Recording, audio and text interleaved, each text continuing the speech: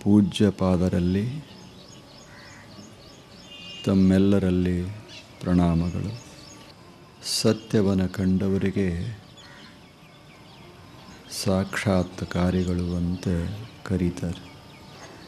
ನಮಗೇನು ಕಾಣಿಸ್ತದೆ ಅದು ಸತ್ಯವೇ. ನಮಗೆ ಕಾಣಿಸದಂತೆ ಇರುವ ಸತ್ಯವೂ ಸತ್ಯವೇ. ಇದಕ್ಕೆ ಕಾಣುವ ಸತ್ಯ ಅಂತ ಕರೀತಾರೆ, ಅದಕ್ಕೆ ಕಾಣದ ಸತ್ಯ ಅಂತ ಕರೀತಾರೆ. ಇಲ್ಲೊಂದು ಹೂವು ನಮಗೇನು ಕಾಣಿಸ್ತದೆ ಅದು ಕಾಣುವ ಸತ್ಯ. ನಮಗೆ ಕಾಣಿಸ್ತದೆ ಅದ ಅಂತ ಕಾಣಿಸ್ತದೆ. ಆದರೆ ಹೂವಿನೊಳಗಿರುವಂಥ ಏನು ಪ್ರಾಣ ತತ್ವ ಅದ, ಲೈಫ್ ಪ್ರಿನ್ಸಿಪಲ್, ಅದು ನಮ್ಮ ಕಣ್ಣಿಗೆ ಕಾಣಿಸೋದಿಲ್ಲ, ಅದು ನಮ್ಮ ಕೈಗೆ ಹತ್ತೋದು ಇಲ್ಲ. ಆದರೆ ಅದು ಇಲ್ಲ ಅಂತಿಲ್ಲ. ಯಾಕೆ?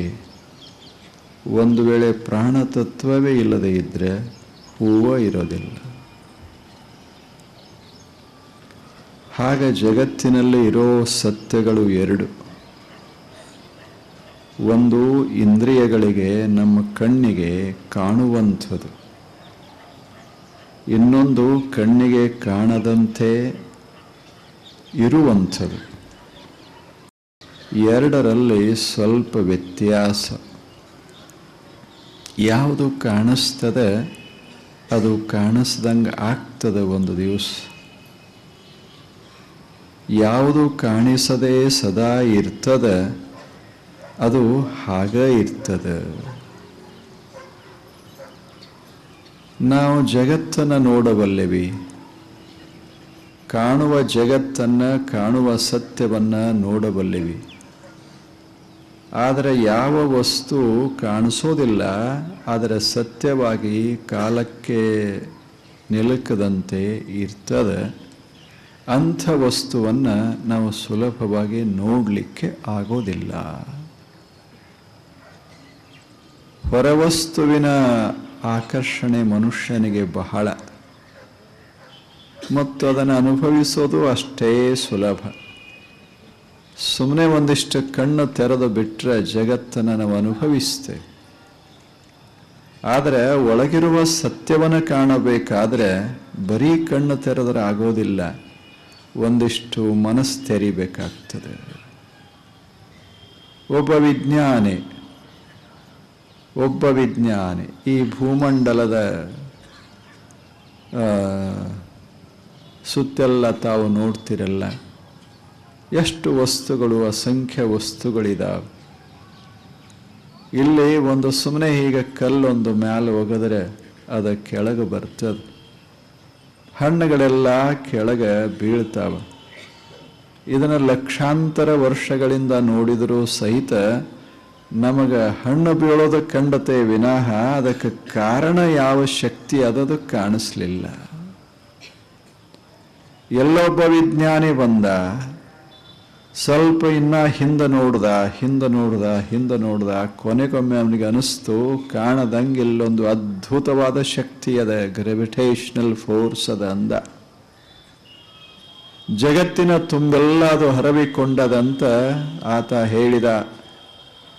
ಅಂಥ ಜಗತ್ತನ್ನು ವ್ಯಾಪಿಸಿದಂಥ ಶಕ್ತಿ ಇದ್ದರೂ ಸಹಿತ ನಮ್ಮ ಕಣ್ಣಿಗೆ ಕಾಣಿಸ್ಲಿಲ್ಲ.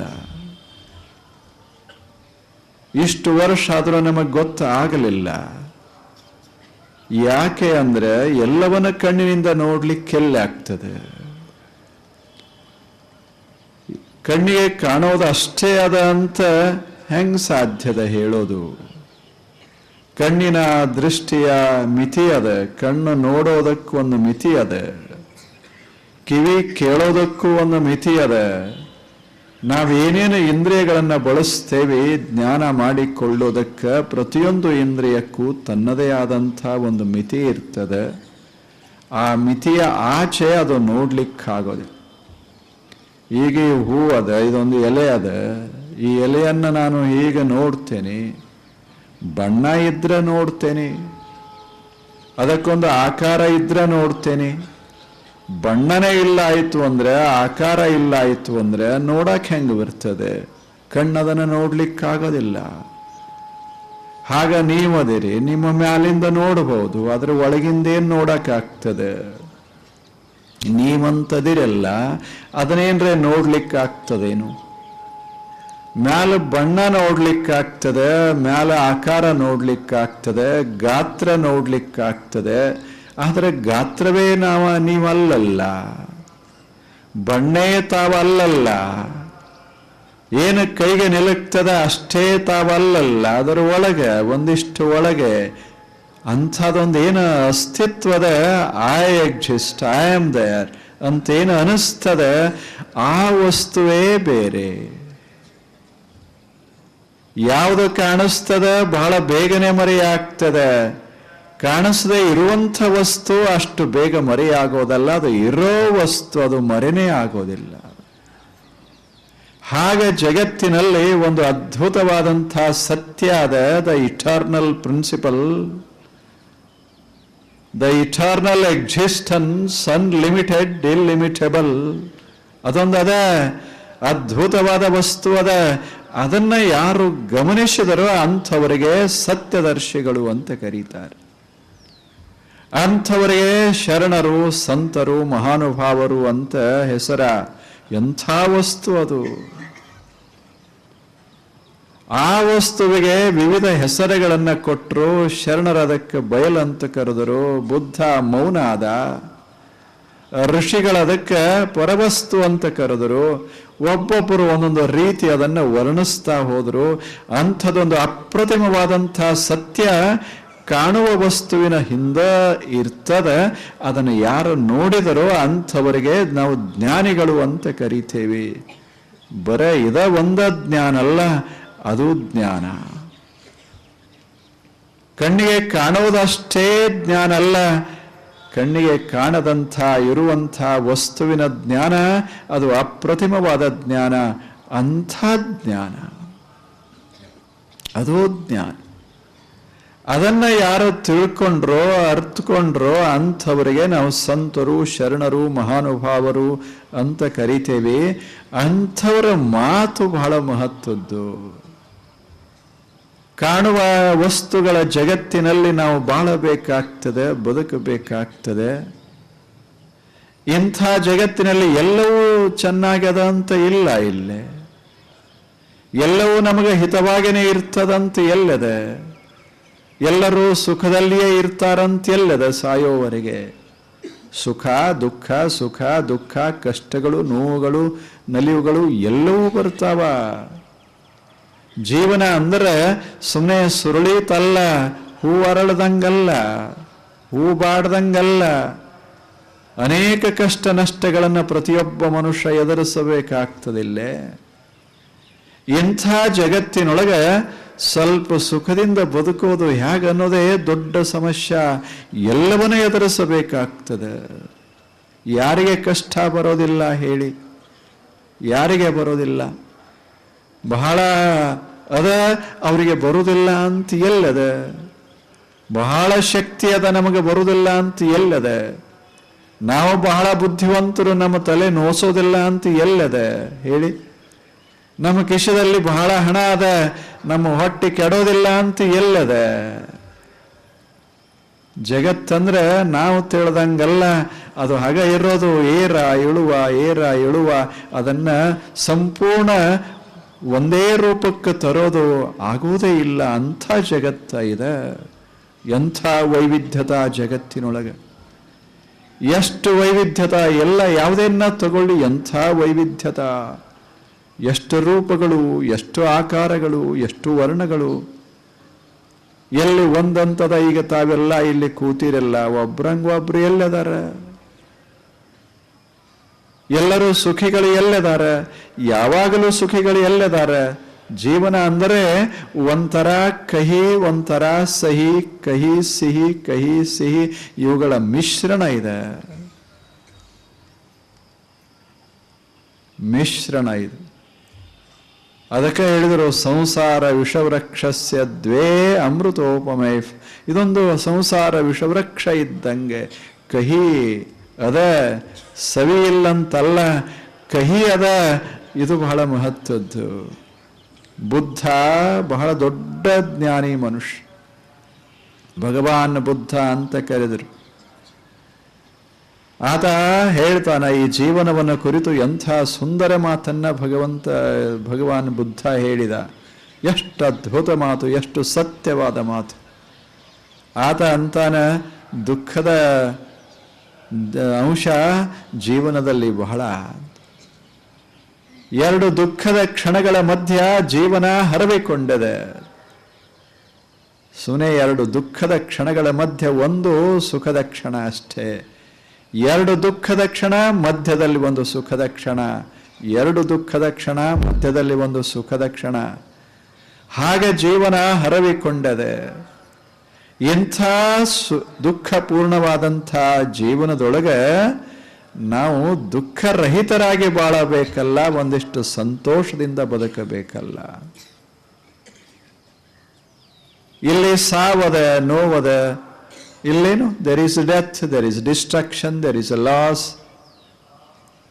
ಏನೇನು ಅದ ಎಲ್ಲ ಅದ. ಇಲ್ಲಿ ಎಲ್ಲವೂ ನಾಶವಾಗ್ತದೆ, ಎಲ್ಲವೂ ಮುಪ್ಪಾಗ್ತದೆ, ಎಲ್ಲವೂ ಮರೆಯಾಗ್ತದೆ, ಎಲ್ಲವೂ ಸಾಯ್ತದೆ, ಎಲ್ಲವೂ ಹಾಗೆ.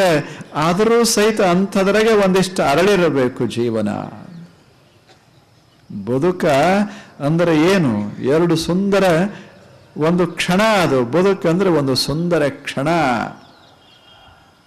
ಮೊದಲಿರ್ಲಿಕ್ಕಿಲ್ಲ, ಕೊನೆಗಿರ್ಲಿಕ್ಕಿಲ್ಲ, ಮಧ್ಯದಲ್ಲಿ ಒಂದು ಸುಂದರ ಕ್ಷಣ ಅದ. ಆಕಾಶದಾಗ ಒಂದು ಮಿಂಚ,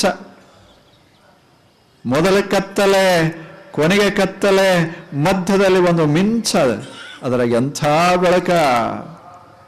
ಹಾಗೆ ಜೀವನದಲ್ಲಿ ಕಷ್ಟದ ಕ್ಷಣಗಳಿರಬಹುದು, ಆದರೆ ಮಧ್ಯದಲ್ಲಿ ಒಂದು ಸುಂದರ ಬೆಳಕ. ಅಂಥ ಬೆಳಕನ್ನ ನಾವು ಅನುಭವಿಸಬೇಕು. ಎರಡೂ ದಂಡೆಗಳನ್ನು ಒಂದು ಕ್ಷಣ ಮರಿಬೇಕು. ಹುಟ್ಟು ಸಾವು ಕ್ಷಣಗಳು ಸುಮ್ಮನೆ ಒಂದೆರಡು ಕ್ಷಣ ಮರೆತು ಮಧ್ಯದಲ್ಲಿ ಒಂದು ನಗುವಿನ ಸುಂದರ ಜೀವನದ. ಅಂಥ ಜೀವನವನ್ನು ಕಟ್ಟಿಕೊಳ್ಳೋದು ಹೇಗೆ? ಇದು ಪ್ರಶ್ನೆ. ಅಂಥ ಜೀವನ ಕಟ್ಟಿಕೊಳ್ಳೋದು ಹೇಗೆ? ಎಲ್ಲ ಅದ, ಎಲ್ಲರಿಗೂ ಅದಾವ, ಕಷ್ಟಗಳದಾವ. ಕಷ್ಟದ ಮಧ್ಯದಲ್ಲಿ ಒಂದಿಷ್ಟು ನಗು, ಎಲ್ಲ ಸಂಕಟಗಳ ಮಧ್ಯದಲ್ಲಿಯೇ ಒಂದಿಷ್ಟು ಸಂತೋಷ, ಹಾನಿಯ ಹಳವುಗಳ ಮಧ್ಯದಲ್ಲಿಯೇ ಒಂದಿಷ್ಟು ನಲುವ ಬೇಕಲ್ಲ ಜೀವನ. ನಾವು ಬಂದಿದ್ದು ಬದುಕಿದ್ದು ಎದಕ್ಕೆ? ಸುಮ್ಮನೆ ದುಃಖ ಪಡೋದಕ್ಕಲ್ಲ, ಬರೀ ಚಿಂತೆ ಮಾಡೋದಕ್ಕಲ್ಲ. ಒಂದಿಷ್ಟು ಚಿಂತೆಗಳ ಮಧ್ಯದಲ್ಲಿಯೇ ನಿಶ್ಚಿಂತತೆಯ ಕ್ಷಣವನ್ನು ಅನುಭವಿಸೋದಕ್ಕಾಗಿ ಬೇಕು. ಒಂದು ಕ್ಷಣ ಬೇಕು ಜೀವನದೊಳಗೆ. ಒಂದು ಹಕ್ಕಿ ಕೂತಿತ್ತು, ಒಂದು ಗಿಡದ ಮೇಲೆ ಒಂದು ಹಕ್ಕಿ, ಅದರಲ್ಲೇ ಆ ಹಕ್ಕಿ ಒಂದೆರಡು ತತ್ತಿಗಳನ್ನು ಇಟ್ಟಿತ್ತು. ಆ ತತ್ತಿಗಳು ತನ್ನ ಗೂಡಿನಲ್ಲಿ ಇಟ್ಟಿತ್ತು. ಅದು ದೊಡ್ಡ ವೃಕ್ಷ, ಅದು ಕೂತ್ಕೊಂಡು ಹಾಡ್ತಿತ್ತು. ಬಹಳ ಚಲೋ ಗೀತೆಗಳನ್ನಂತಿತ್ತು. ಹಕ್ಕಿಗಳು ಯಾವಾಗಲೂ ಹಾಡ್ತಾನೆ ಇರ್ತಾವ, ಮನುಷ್ಯ ಯಾವಾಗಲೂ ಅಳತಾನೆ ಇರ್ತಾನ. ಇದ ವ್ಯತ್ಯಾಸ ಅಷ್ಟೆ. ಅವಕ್ಕೆ ಮನೆ ಮಾರಿಲ್ಲ, ಅಷ್ಟು ಮಸ್ತಾಗಿರ್ತಾವ. ನಾವು ಎಲ್ಲ ಮಾಡ್ತೇವೆ, ಆದ್ರೆ ಅವರಂಗ ನಮಗೆ ಬದುಕೋದು ಬಹಳ ಕಷ್ಟ ಆಗ್ತದೆ. ಯಾಕೆ? ಅವು ನಿಶ್ಚಿಂತದ ಅಷ್ಟೆ. ಹಾಗೆ ಆ ಹಕ್ಕಿ ಹಿಂಗೆ ಹಾಡ್ಕೋತ ಕೂತಿತ್ತು, ಗಾಳಿ ಬೀಸ್ತಿತ್ತು. ಅದರ ಕನಸ ಇನ್ನ ಈ ತತ್ತಿ ಹೊಡಿತದ, ಎರಡು ಮರಿಗಳು ಹೊರಗೆ ಬರ್ತಾವ, ನನ್ನಂಗ ಅವು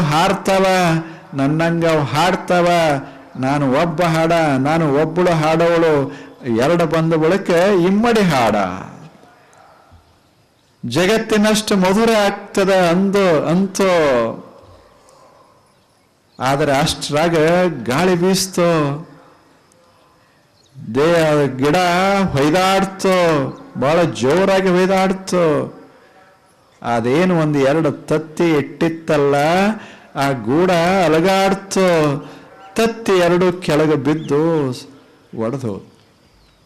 ಹೆಂಗಾಗಿರಬೇಡ, ತಾಯಿ ಪಕ್ಷಿಗೆ ಹೆಂಗಾಗಿರಬೇಡ. ಏನು ಕನಸ ಕಂಡಿತ್ತೋ ಎಲ್ಲ ನುಚ್ಚು ನೂರಾಗಿತ್ತು, ಸುಮ್ಮನೆ ಒಡೆದು ಹೋಗಿತ್ತು. ಎದುರಿಗೆ ಕಣ್ಣೆದರಿಗೆ ಅವು ಎರಡೂ ಒಡೆದು ಬಿದ್ದಿದ್ದು. ಒಂದು ಕ್ಷಣ ಕಣ್ಣಲ್ಲಿ ನೀರ ಬಂತು. ಪಕ್ಷಿಗಳು ಅಳತಾವ, ನೀರು ಬರೋದಿಲ್ಲಷ್ಟೇ. ನೋವಾಗಿತ್ತು ಮನಸ್ಸಿಗೆ ಒಂದೆರಡು ಕ್ಷಣ. ಆ ಬಳಿಕ ಮತ್ತೆ ಗಿಡದ ತುಟ್ಟ ತುದಿ ಮೇಲೆ ಹೋಗಿ ಕೂತು ಸುತ್ತ ಮುತ್ತ ನೋಡಿ ಹಾಡಾಕ್ ಪ್ರಾರಂಭ ಮಾಡ. ಅವಾಗ ಗಿಡ ಕೇಳ್ತು, ಅಲ್ಲೋ ಇದೇ ಈಗ ಮಕ್ಕಳೆಲ್ಲ ಸತ್ತು ಹೋದ್ರಲ್ಲ, ಮತ್ತೆ ಹಾಡಾಕ್ ಪ್ರಾರಂಭ ಮಾಡಿದೆಯಲ್ಲ. ಅವಾಗ ಪಕ್ಷಿ ಹೇಳ್ತು, we came to this world not to weep and cry but to smile and sing. ನಾವು ಈ ಜಗತ್ತಿಗೆ ಬಂದಿದ್ದು ಅಳಕಲ್ಲ, ಹಾಡಾಕ ಅಷ್ಟೆ. ಹಾಡಾಕ ಬಂದಿದ್ದು. ನೋವದ, ಆದರೆ ಹಾಡುಗಳದಾವ, ಕಷ್ಟಗಳದಾವ, ನಲಿವಿನ ಭಾವದ. ಎಂಥ ಜೀವನದ. ಹೀಗೆ ಬದುಕನ್ನ ಬಾಳಬೇಕಲ್ಲ. ಬಡತನ ಇರ್ತದೆ, ಬಡತನದೊಂದಿಗೆ ಒಂದಿಷ್ಟು ಸಿರಿವಂತಿಕೆ ಇರ್ತದೆ, ಅದರ ಕೂಡ ಒಂದಿಷ್ಟು ನಲಿವ. ಎಲ್ಲ ಬೇಕಲ್ಲ. ಪರಿಪೂರ್ಣತಾ ಅಂತ ಎಲ್ಲಾದರೂ ಸಾಧ್ಯವೇ? The whole world is imperfect. In this world there is nothing which we can find to be perfect. ಎಲ್ಲಿದ ಹೇಳಿ? ಎಲ್ಲಿ ಪರಿಪೂರ್ಣತಾ ಅಂತದ? ಅದಕ್ಕೆ ಹಳ್ಳಾಗಂತಾರಲ್ಲ, ದಿಟ್ಟಿಸಿ ನೋಡಿದ್ರೆ ಏನು ಅನ್ನೋದಿಲ್ಲ. ಎಲ್ಲದ ಸೌಂದರ್ಯ? ಬಹಳ ನೋಡ್ಲಿಕ್ಕೆ ಹೋದೇವಿ. ದುರ್ಬಿನ್ ಹಚ್ಚಿ ಬಿಟ್ರೆ ಕೊಳ್ಳಗಳು, ಹಳ್ಳಗಳು, ದೊಡ್ಡ ದೊಡ್ಡ ಬೆಟ್ಟಗಳು. ನೀವು ವಿಜ್ಞಾನ ಕ್ಷೇತ್ರಕ್ಕೆ ನೋಡಬೇಕು. ದೊಡ್ಡದೊಂದು ದುರ್ಬಿನ್ನ ತಗೊಳ್ಳಿ, ನೋಡಿ ಯಾವುದು ಸುಂದರ ಅಂತ. ಅಲ್ಲೇನು ಕಾಣಿಸೋದಿಲ್ಲ, ದೊಡ್ಡ ದೊಡ್ಡ ಹಳ್ಳ ಕೊಳ್ಳಗಳು ಕಾಣಕ್ಕೆ ಶುರುವಾಗ್ತದೆ. ಮುಖದ ಮೇಲೆ ಎಲ್ಲಿ ಚಂದ್ರ ಸೂರ್ಯ ಅಂತ ವರ್ಣಿಸ್ತೇವೋ ಅದೇ. ದೂರಿದ್ದಾಗ ಹಾಗೆ ಬಹಳ ಕೂಲಂಕಷ ವಿಚಾರ ಮಾಡಕ್ ಹೋದ್ರೆ ಏನಿಲ್ಲ ಇಲ್ಲಿ, ಏನಿಲ್ಲ ಇಲ್ಲಿ. The whole world is imperfect. ಅಂಥದ್ರಾಗೂ ನಾವು ಸ್ವಲ್ಪ ನೆಮ್ಮದಿಯಿಂದ ಬಾಳಬೇಕು. ಅದು ಜೀವನ. ತಲೆ ಯಾಕೆ ಕೆಡಿಸಿಕೊಳ್ಳೋದು? ಬಹಳ ಹೇಳಿ, ಯಾಕೆ ಕೆಡಿಸಿಕೊಳ್ಳೋದು? ಸ್ವಲ್ಪ ನನಗೆ ಕಡಿಮೆ ಇರ್ಬೋದು, ನಿಮಗೆ ಹೆಚ್ಚಿರ್ಬೋದು, ಅಷ್ಟಕ್ಕಾಗಿ ತಾಪ ಯಾಕೆ ಮಾಡಿಕೊಳ್ಳೋದು? ಯಾಕೆ ಮಾಡೋದು? ಅವಕ್ಕೆ 2 ಕಾಲ, ಪ್ರಾಣಿಗಳಿಗೆ 4 ಕಾಲ, ನಮಗೆ 2 ಕಾಲ ಅದಾವ, 4 ಕಾಲ ಇಲ್ಲ ಅಂತ ತಿಳ್ಕೊಂಡು ತಾಪ ಯಾಕೆ ಮಾಡಿಕೊಳ್ಳೋದು? 2 ಕಾಲ ಇದ್ದರೂ ಹಕ್ಕಿಗೆ ಹಾರಾಕ ಬರ್ತದೆ, ಇದಕ್ಕೆ ಹಾರಾಕ ಬರೋದಿಲ್ಲ. ಪ್ರತಿಯೊಂದರಲ್ಲಿ ಒಂದು ವೈಶಿಷ್ಟ್ಯ ಇರ್ತದೆ.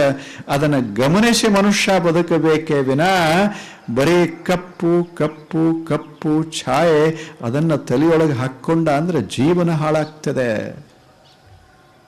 ಬದುಕ ಹಾಳಾಗ್ತದೆ. ಆದ್ದರಿಂದಲೇ ಬದುಕನ್ನ ಶ್ರೀಮಂತ ಮಾಡಬೇಕು, ಬದುಕನ್ನ ಅರಳಿಸಬೇಕು, ವಿಕಸಿತಗೊಳಿಸಬೇಕು. ಬದುಕಿನಾದ್ಯಂತ ಒಂದು ಬಗೆಯ ಸಂತೋಷದ ಛಾಯೆ, ಸಂತೋಷದ ಪ್ರಸನ್ನತೆ ಮುಖದ ಮ್ಯಾಲ ಮನಸ್ಸಿನೊಳಗೆ ಇರಬೇಕಲ್ಲ. ಹಂಗೆ ಬದುಕುವುದಕ್ಕೆ ಆಧ್ಯಾತ್ಮಿಕ ಜೀವನ ಅಂತ ಕರಿತೇವಿ. ಅದು ಶರಣ ಜೀವನ, ಅದು ಜೀವನ. ಅದಕ್ಕೇನು ಮಾಡಬೇಕು ಅನ್ನೋದೊಂದು ಪ್ರಶ್ನೆ. ಆ ಪ್ರಶ್ನೆಗೆ 1-2 ಉತ್ತರಗಳು. ಏನು ಮಾಡಬೇಕು ಹೀಗಾಗಬೇಕಾದ್ರೆ? ಅದಕ್ಕೆ 2 ಕೆಲಸ ಮಾಡಬೇಕು ಅಂತ ಹೇಳಿದರು. ಏನು ಮಾಡೋದು? ಸುಭಾಷಿತ ರಸಾಸ್ವಾದ, ಆ ಬಳಿಕ ಸಂಗತಿ ಸಜ್ಜನೈ ಸಹ. 2 ಕೆಲಸ ಮಾಡಬೇಕು. ಏನು? ಬಲ್ಲವರ ಮಾತುಗಳನ್ನ ಮೆಲುಕು ಹಾಕಬೇಕು. 2ನೇದ್ದು ಬಲ್ಲವರ ಸಂಗತಿಯನ್ನ ಮಾಡಬೇಕು. ಅಷ್ಟೆ. ಎಷ್ಟು ಸುಲಭ! 2 ಸಂಗತಿಗಳು. ಏನು ಬಲ್ಲವರ ಮಾತುಗಳದಾವ ಜಗತ್ತಿನೊಳಗೆ ಅಂಥವರ ಮಾತುಗಳನ್ನು ಒಂದಿಷ್ಟು ಮೆಲುಕು ಹಾಕೋದು, ಎರಡನೇದ್ದು ಬಲ್ಲವರ ಸಾಮೀಪ್ಯವನ್ನು ಅನುಭವಿಸೋದು. ಅದಕ್ಕೆ ಸತ್ಸಂಗ ಅಂತ ಕರೆದರು, ವಚನ ಅಂತ ಕರೆದರು, ಅವು ಎರಡೂ ಬೇಕಾಗ್ತದೆ ಮನುಷ್ಯಾಗ. ಇಲ್ಲ, ಚನ್ನಬಸವಣ್ಣನವರು ಬಹಳ ದೊಡ್ಡ ಜ್ಞಾನಿಗಳು, ನಿಮಗೆಲ್ಲ ಗೊತ್ತದೆ, ಸಣ್ಣವರು ಆದರೆ ಎಂಥ ಅಪ್ರತಿಮ ಜ್ಞಾನ, ಎಂಥ ಜ್ಞಾನ ಬೇಕು. ಮನುಷ್ಯ ವಯಸ್ಸು ಮಹತ್ವದ್ದಲ್ಲ, ಆ ಜ್ಞಾನದ ಸೌರಭ ಹೇಗಿರಬೇಕು. ಚನ್ನಬಸವಣ್ಣ ಹೇಳ್ತಾರೆ, ಎಷ್ಟು ಚಲೋ ಒಂದು ಮಾತು ಹೇಳ್ತಾರೆ, ಏನಿರಬೇಕು ಮನುಷ್ಯಗ? ಎರಡು, ಬಲ್ಲವರ ಮಾತು ಮೆಲುಕು ಹಾಕಬೇಕು. ಪಾತಾಳದ ಗವಣಿಯ ನೇಣಿಲ್ಲದೆ ಸೋಪಾನ ಬಲದಿಂದಲ್ಲದೆ ತೆಗೆಯಬಹುದೇ? ಶಬ್ದ ಸೋಪಾನವ ಕಟ್ಟಿ ನಡೆಸಿದರು ಎಮ್ಮ ಪುರಾತನರು, ದೇವಲೋಕಕ್ಕೆ ಬಟ್ಟೆ ಕಾಣಿರೋ. ಮರ್ತ್ಯಲೋಕದವರ ಮನದ ಮೈಲಿಗೆಯ ಕಳೆಯಲೆಂದು ಗೀತ ಮಾತು ಎಂಬ ಜ್ಯೋತಿಯ ಹೊತ್ತಿಸಿ ಕೊಟ್ಟರು. ಎಷ್ಟು ಚೆನ್ನಾಗಿದೆ. ಕೂಡಲ ಚೆನ್ನ ಸಂಗಮದೆ ನಿಮ್ಮ ಶರಣರು. ಮಾತು ಅಷ್ಟು ಅದ್ಭುತದ ಮಾತು, ತಾರಕ ಅದು. ಅವುಗಳನ್ನು ಸುಮ್ಮನೆ ಕೇಳ್ತಾ ಇದ್ರೆ ಮನಸ್ಸು ತೇಲಕ್ಕೆ ಶುರುವಾಗ್ತದೆ. ಅಂಥ ಮಾತು, ಅದನ್ನು ವರ್ಣಿಸ್ತಾರವರು. ಪಾತಾಳದ ಗವಣಿಯ ನೇಣಿಲ್ಲದೆ ಸೋಪಾನದ ಬಲದಿಂದಲ್ಲದೆ ತೆಗೆಯಬಹುದೇ? ಆಳವಾದ ಬಾವಿ, ಅದರೊಳಗೆ ತಿಳಿಯಾದ ನೀರ, ತಂಪಾದ ನೀರ, ಸವಿಯಾದ ನೀರ ಇರಬೇಕು. ಸವಿ ಇರಬೇಕು, ತಿಳಿ ಇರಬೇಕು, ತಂಪಿರಬೇಕು, ಅದು ನೀರ. ಅಂಥ ನೀರ ಕೆಳಗದ ಆಳವಾದ ಬಾವಿ ನಮಗೆ ನೀರಡಿಕೆ ಆಗ್ಯದ. ಆಗ್ತದೆ ಈ ಜಗತ್ತಿನಾಗ ಬಾಯಾರಿಕೆ ಆಗ್ತದೆ ಮನುಷ್ಯಾಗ. ನಮಸ್ಕಾರ.